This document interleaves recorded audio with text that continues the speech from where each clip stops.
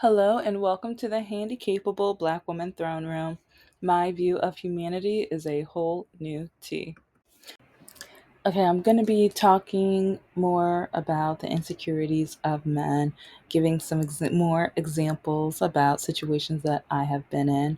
But I really want to make sure that with this episode, I show you more reasons and ways that you need to investigate, interview, because dating is like an interview. Some men now, because I do treat it more like an interview now, because I don't have time for games. It's like years go past you so quickly, and especially when, like, while growing up with my undiagnosed disability, everyone kept telling me what I will never be able to fulfill and what I'm going to fail at, that nobody wants me, loves me, that no one's going to hire me, that no one's going to love me or care about me. And it was just so much to the point where I kept like just settling for absolutely awful, terrible, greedy, selfish, conniving, backstabbing men. I kept. And now I'm at a point where I'm allowing myself to have more power in who I date. And a lot of, especially Republican men, hate that because men want power. They love power and they hate when a woman deprives them of the power, even if most of these men don't even want me. They only write me because I told them that I don't want them first. That's the only reason. But then a lot of men have the nerve to say that I'm judging. Like, having a list of standards is not judging. And I think that's insecurity as well, because a lot of men have called me bougie, judgmental, and many other things because I have a list of standards. Because I have a list, like, the thing is, it's the other way around. My list of standards is everything that men judge me on. They hate me for. They have told me that I had to pick them or my education, them or adopting kids, them or investing money. Investing, like, because a lot of guys, like, because while I'm talking to guys, like, I try to figure out how they are with money or what do they think about investing, because yes, I had a horrible relationship with my parents for such a long time. I've never had a good relationship with my mom, but anyway, one thing that I did learn from my parents is money. Money management, investing, and looking at the future and stuff. Always trying to have a backup plan. How to always try to make sure you pay things either ahead of time or 1.5 payments and things like that. So it's like that's one thing like, and the crazy thing is, my father never thought I paid attention. But then once he started looking and seeing like what I was doing and how I was doing it, he was like, "Huh, all right."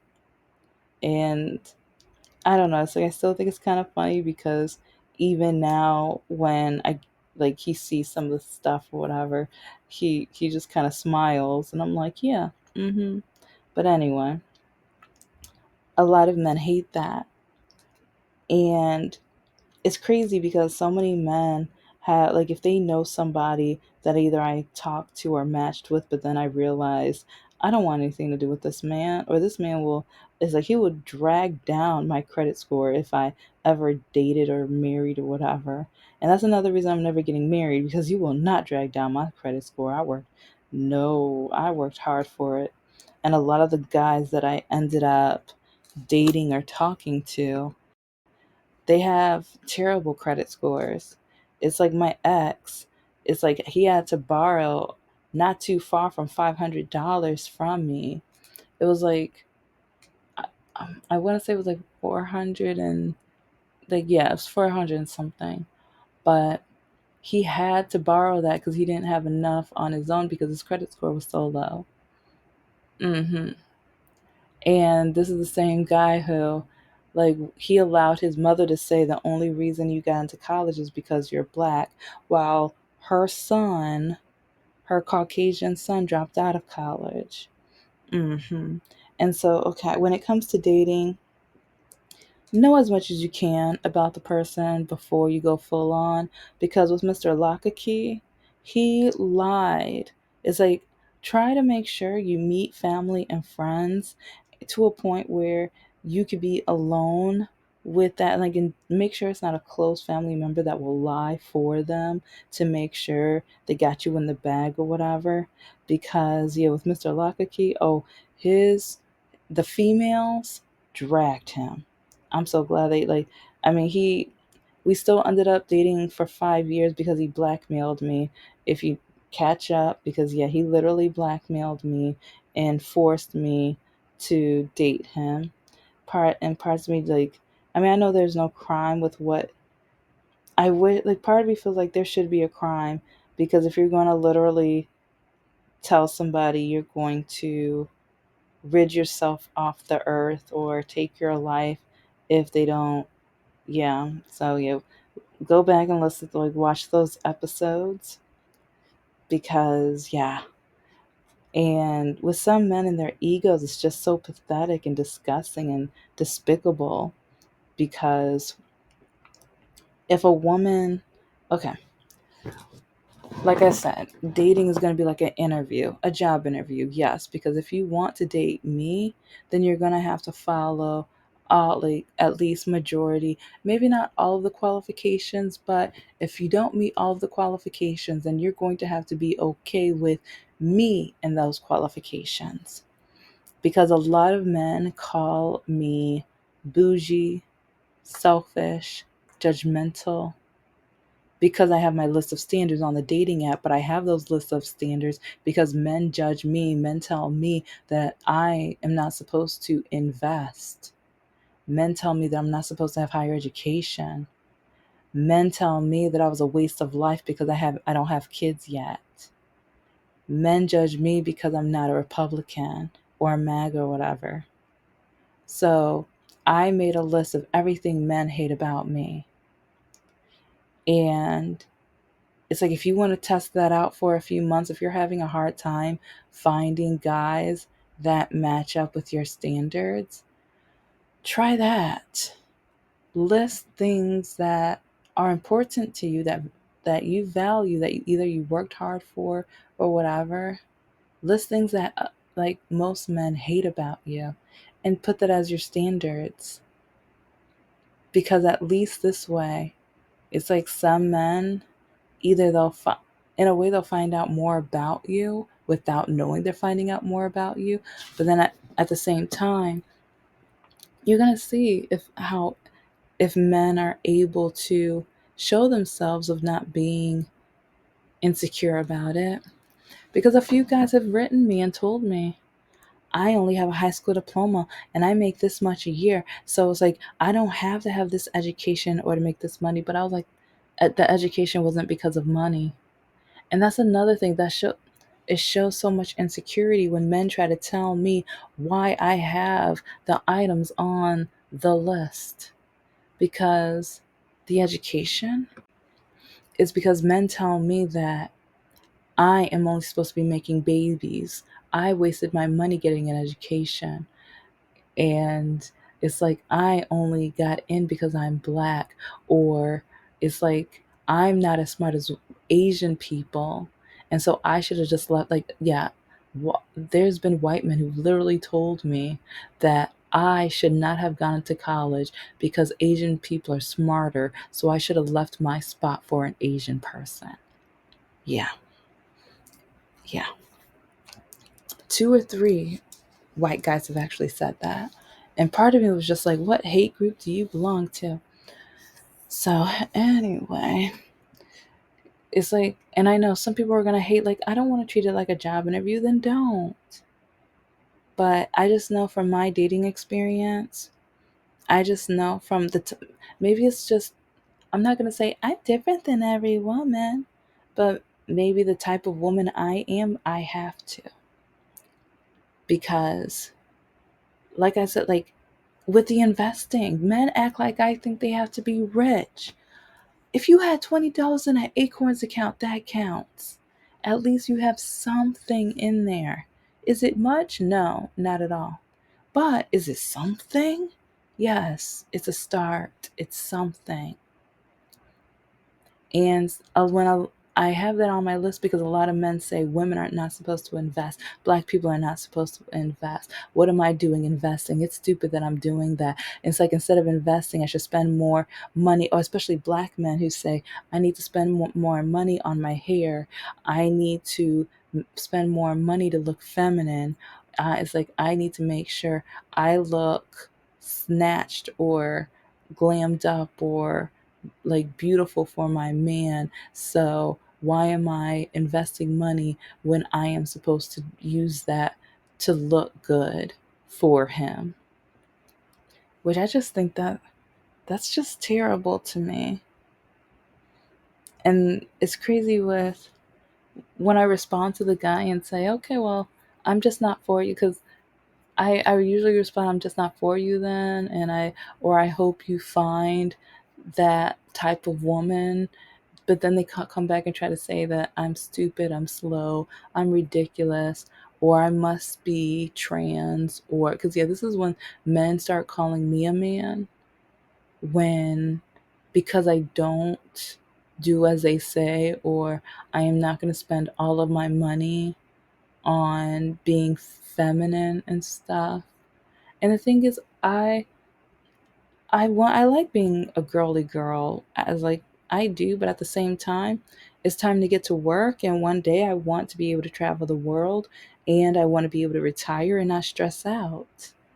And a lot of men, they in their dating apps they show tons of pictures of them in cars. Sometimes all of their pictures are of them in cars. Cars depreciate. Cars depreciate. Do you know how many insecure men tell me that they have 4 or 5 vehicles, or 2, 3, 4, 5 vehicles, or whatever, and then tell me that it's like before, like I need to take down my list of standards because I'm stupid and slow because they doubt I have 2 vehicles. You know what? I have one. I have one. But vehicles depreciate and I'm saving working on my business so I can get a house that appreciates. I'm look like see and some men again, like a lot of men don't want smart women. They don't want smart women. They might continue buying more vehicles, getting more capital that's going in assets that's going to it's going to depreciate. But if they can just take like with one of those vehicles, put that money into an account, like even if it's bonds or whatever or real estate, I wouldn't say stocks right now. I wouldn't say like because the way the orange man is running, I wouldn't say like, and that's one reason why I say spread your investments in at least 20 different like ways. And once I get my channel up to a certain point, I have a whole list. Like, I haven't invested in all of my list at all, but it's like I created a really nice list of different resources where you can invest your money and different options and stuff like that.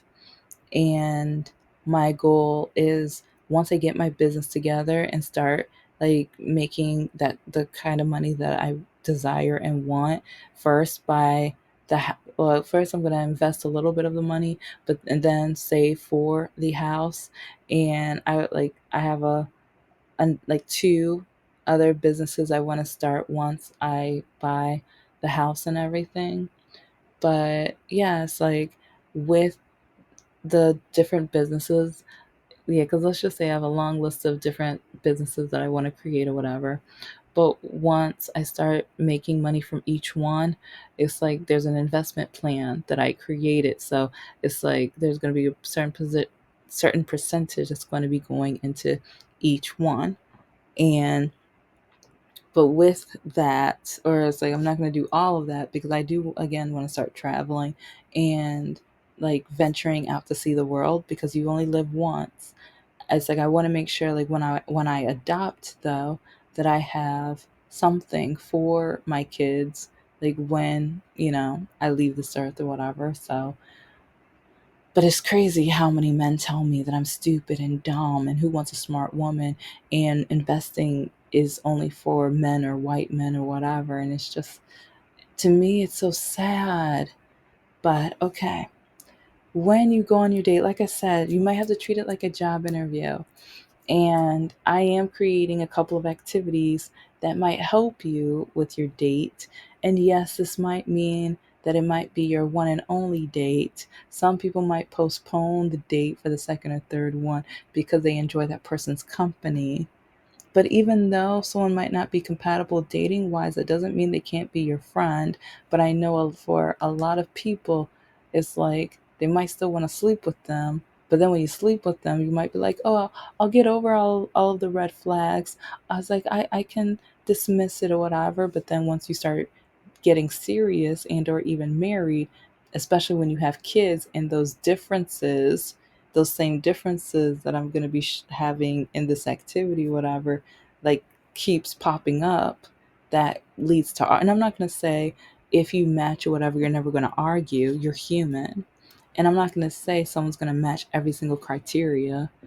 But if you don't want a smoker, and then you find a hottie that's a smoker, at first you might try to dismiss it. You're gonna be like, no, I can get over it, blah blah blah. But it's like when you guys get a house, how, like especially kids and stuff too, because are you gonna allow them to do that in the house, or like when they're around the kids, or like, I mean, there's certain, and then even around you, because I know Mr. No, oh, it's like I can't stand that habit, but it's like most of the guys who can tolerate my disability.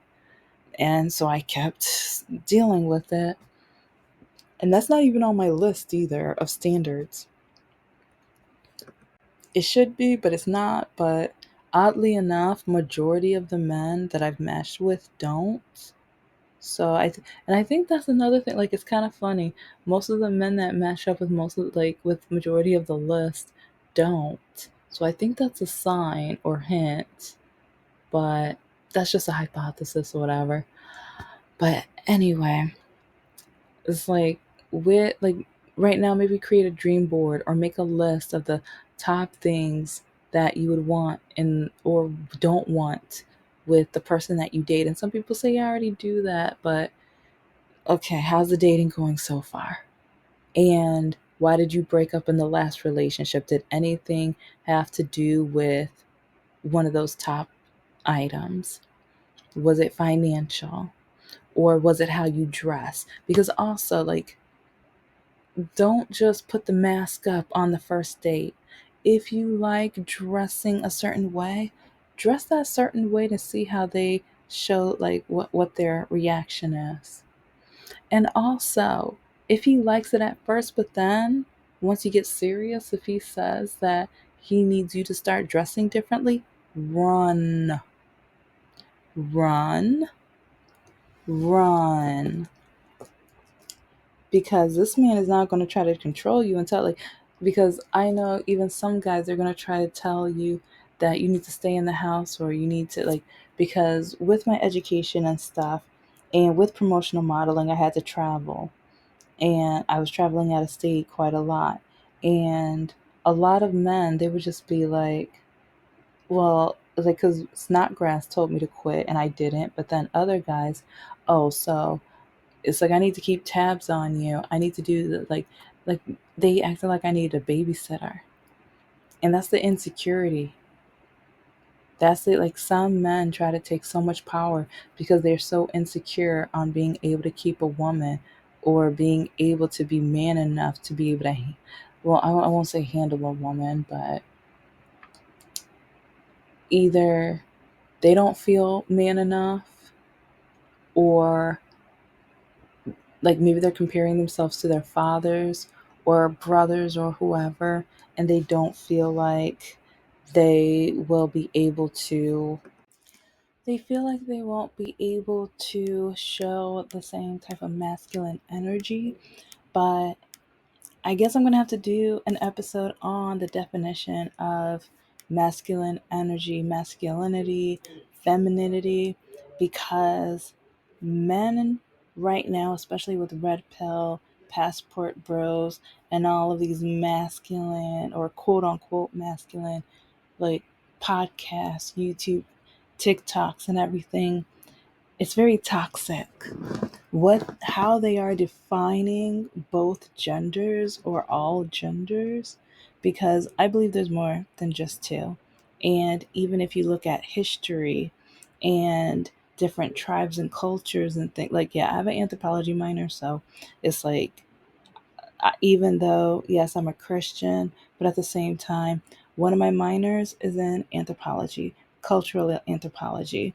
And reading up on, like, that's one reason why, like, my goal, I really want, once I can pay off these student loans, is to get a possible third degree. It'll probably only be an associate if they offer an associate's with it, but sexology, because it is such a complex form and situation and a way to express, and also like with your identity, the way, like, some people just think of sexuality as like one straightforward thing of touch and different positions and things, but it's emotional, it's physical, it's mental, and even the before and after, and how some men and women treat the person that they were with after.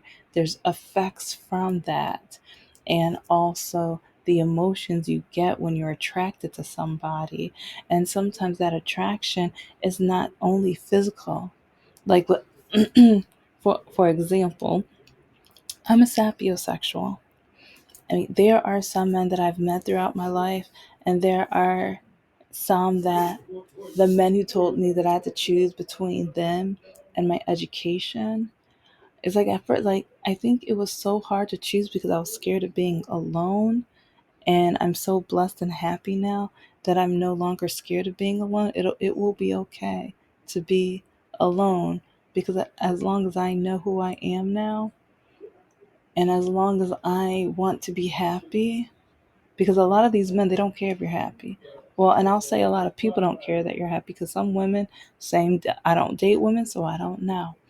But dating is like an interview, because, like, when you get to that mental state, when you get to that physical state, it's your heart on the line. So here's kind of a game plan, and I'm probably going to do another episode fully on this game plan. But here's a start, something to analyze about you. Why do you feel like you are single? And write this all down either in a notebook or whatever, or type it out, whatever have you. But list out different reasons why you feel like you are single. And then my next one, write down a list of reasons why someone broke up with you. And some might say this is the same thing. No, it's not. No, it's not. Because I am single partially because when it comes to my goals and dreams, a lot of men hate my goals and dreams. And, or I don't act the definition of feminine that they want me to act. Because especially red pill passport bros, feminine to them is like a cookie cutter. It's like I am supposed to look and be like a certain way, but I am not, and I will not fit into that cookie cutter because I am not. And I refuse to be. No. Mm-mm. And so, yeah, it's like, first, why do you think you're single? And then why do you think, I mean, if they told you why they broke up, write that down. Write the juicy details down. And you don't have to share it with anybody. I mean, unless, it's like if your friends want to hook you up, maybe this might, well, no, because they might be a fake friend, because they might use that. Yeah, that might give them more. Yeah. Our sounds like it. Make sure that's a real friend. So if you are going to share it. And now list, like, create a long list of things that people hate about you, that, and they could be good or bad. Because, like I said, a lot of men hate my education. And especially, like, and you know what, the next one, I'm adding one. It's like, what are you insecure about? Because sometimes once you find out what you're insecure about, that can help you in your healing, so that when you do go back in the dating world, if you can, get yourself out of that insecurity, that can help you. Because, like I said, like a few moments ago, some men, first, they love how a woman dresses. They want her to be beautiful at first, but then they want that beauty to just be for them. So, yeah, this in public, no. Mr. Nohart did that all the time. And I've said this in other episodes, but oh, yeah, it's like the more I think and analyze, I'm like, this man was absolutely terrible. And well, yeah, anyway, back to the list. Now, list things that maybe your exes were insecure about. So, first, what are you insecure about of yourself? And now list of insecurities that your exes had. And it could be about themselves, or like how they viewed others. Like what were their insecurities?